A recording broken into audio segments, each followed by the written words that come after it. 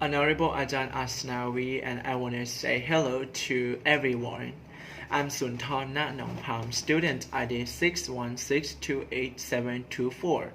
I'm the student of English for International Communication, Section 3. Today I'm going to talk about English phonological rules. First of all, I'd like to tell you what are English phonological rules. Phonological rules used for describing the way a language is pronounced. They describe what is possible in the pronunciation of a language and what is not possible. And today I'm going to tell you 4 types of phonological rules. They are allophonic variation, assimilation, deletion, and possible consonant combination at the beginning and the end of a word. Now let's start at allophonic variation. Allophonic variation means an allophone of a phoneme occur in a certain environment in a word and another phoneme occur in another environment in a word. There are 4 rules of allophone. Let's see the first rules. Per, ter, ker become aspirated at the beginning of a word before a vowel, but remain unaspirated after s at the beginning of a word. Now you might want to know what is aspiration. Aspiration is the strong burst of breath. For example, per is aspirated because it has a strong burst of breath, and p is unaspirated. T is aspirated, but t is unaspirated. If this refer to nothing, it means it don't have any consonant or any vowel. And underscore refer to consonant that we are interested, which are p, t, and k sound. And alphabet V refer to vowel. You can understand by this nothing and following by consonant that we are interested, which are p, t, and k, and followed by vowel, it will be aspirated. For example, pen, pen, because before p sound is nothing, its pen is aspirated. And another example, park is aspirated, but you don't forget that remain unaspirated after s at the beginning of a word.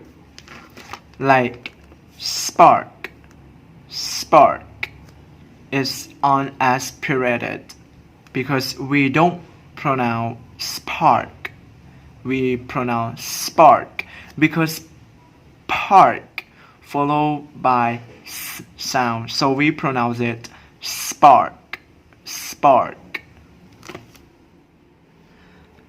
Now the second rule is a final voiceless stop at the end of a word may pronounce it released or unreleased. Voiceless stop, which are p, t, and k sound. For example, you can pronounce speak or speak, speak. So we can very easily understand by vowel followed by voiceless stop sound, which are p, t, and k sound, and then nothing occur after this sound, it can be released or unreleased. You can pronounce it speak or speak, speak. The third rule is a vowel is nasalized when it occurs before a nasal consonant. Nasal consonant are n, m, and ng sound. If this refer to nasalized, for example, some. If it's nasalized, we pronounce it some, some. It's real nasalized at the consonant, like bank, we pronounce bank, bank, and can, we pronounce it can, can. The very easy to understand this rule is consonant followed by vowel, that's we are interested, and then followed by nasal consonant. For example, C is consonant, A is vowel, and N is nasal consonant. The fourth rule is L is pronounced with the tongue rest in the back of the mouth towards the velum.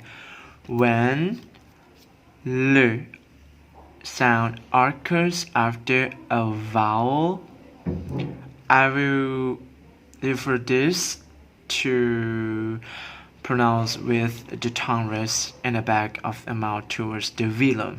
For example, if it's beginning, I just pronounce it look, look. But if the sound is occur after the vowel, I will pronounce it bowl, bowl. And this example is bill, bill. Because the sound occur after vowel, you can very easy to understand by this. Vowel followed by L sound, and after L sound is nothing. The second type of phonological rules is assimilation. Assimilation is the process by which a sound in a word becomes similar or identical phonetically to another sound in a word. There are two types of assimilation. The first one is complete assimilation. For example, in plus legal become illegal, because illegal is easier to pronounce than illegal. The second rule is partial assimilation. For example, in plus possible become impossible, because m sound and p sound is in the same place of articulation, which is bilabial, and this make the pronounced impossible is easier than pronounce impossible. Now let's see word final ed. The pronunciation of reading ed is based on the final sound of word before adding ed. There are three rules of word final ed. The first rule, ed occurs after voiceless sound, except written T is will pronounced as T. For example, stop, stop. When it's put ed after stop, see this per sound is voiceless sound. Then we will pronounce it stopped, stopped. And pass, we will pronounce it passed, passed. We will not pronounce stop it or pass it. The second rule, it occurs after voice sound, except written D, is will pronounce D sound. For example, call, we will pronounce called, and learn, we will pronounce learned, not learned. The third rule, ed occur after reading T and D, we will pronounce it id. For example, want, we will pronounce it wanted, wanted. And sound, we will pronounce it sounded, sounded, not sounded. And now let's see word final SES and apostrophe S. The pronunciation of reading SES and apostrophe S is based on the final sound of the word before adding SES or apostrophe S. There are also three rules of word final SES and apostrophe S. The first rule, SES apostrophe S occur after voiceless sound except S, Ch, and Ch sound. This will pronounce S sound. For example, stop. Stop with S will pronounce that stops, stops. And the second rule, SES and apostrophe S occur after voice sounds, but except Z, Z, and J. This will pronounce Z. For example, call, we will pronounce that calls, calls, not calls. And the third rule is SES and apostrophe S occur after S, Z, Ch, J, Ch, and Z sound is will pronounce is. For example, miss, we will pronounce it Mrs, Mrs. And watch, we will pronounce it watches, watches, not watches.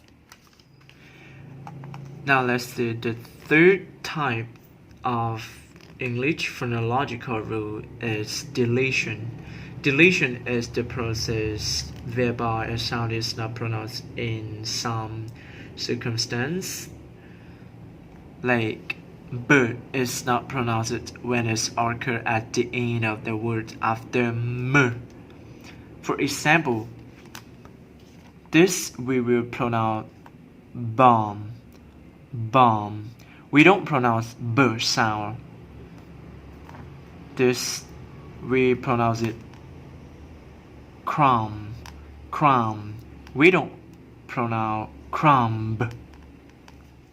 And the last one, possible consonant combination.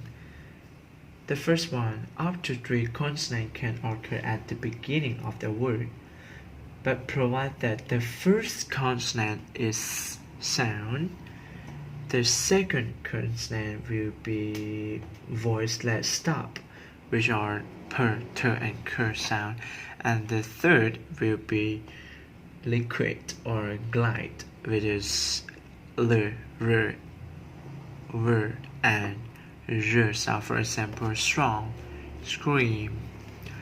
And the second rule, a large number of two consonant combinations are possible at beginnings of words in English. It means the first consonant can be anything, but the second consonant will be liquid or glide, like r, l, r, w, y. For example, bring, glean, three, and fly. Let's see the third one. The third one, a, ng, and r cannot occur at the beginning of a word in English, but in Thai they have, like ng,